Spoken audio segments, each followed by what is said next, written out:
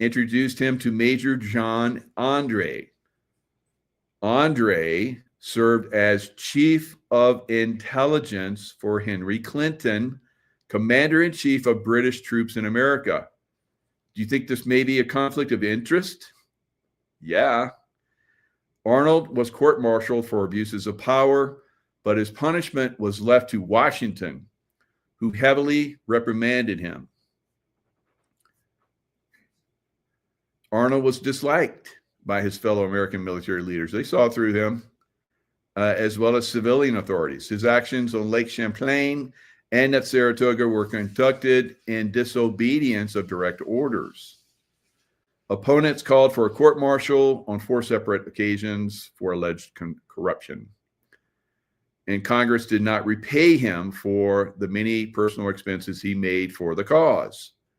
Writing to George Washington in 1779, Arnold complained that he little expected to meet the ungrateful returns I have received from my countrymen. He also despised America's French allies, seeing the Catholic nation as a threat to the principles of freedom. So there were already unfounded rumors that as early as December 1776, Arnold prepared to turn to Britain during the Battle of Trenton. Americans regarded most prominent officers as pretentious, greedy aristocrats, while upholding Minutemen as ideal soldiers. This prominent officers as pretentious, greedy aristocrats, unfortunately, still survives today, right? I've seen a lot of these military officers that want their promotions on the backs of their men, all right? And I can vouch for great officers. I can name the good officers that are out there, right? There are many, but for the most part, unfortunately, we see officers that get promoted for political reasons. And then when they get out of military service, they usually go into General Dynamics or one of these other places where they get massive amounts of money. And that's a lot of times because they brought in some of those programs that weren't very good for American military men, but made those corporations a lot of money, right?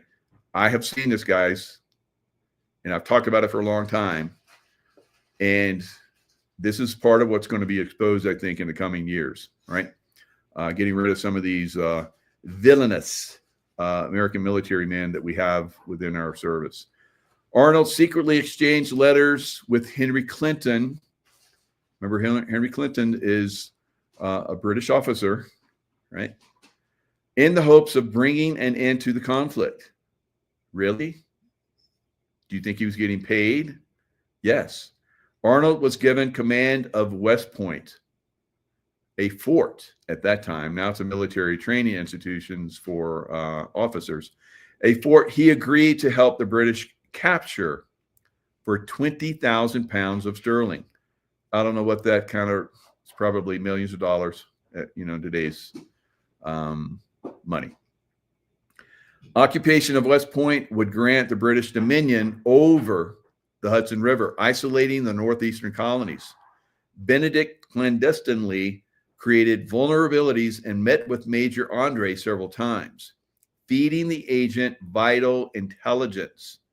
Washington wrote to Benedict that he planned to visit West Point, and Arnold implored Clinton to act quickly to capture the American commander, to capture Washington.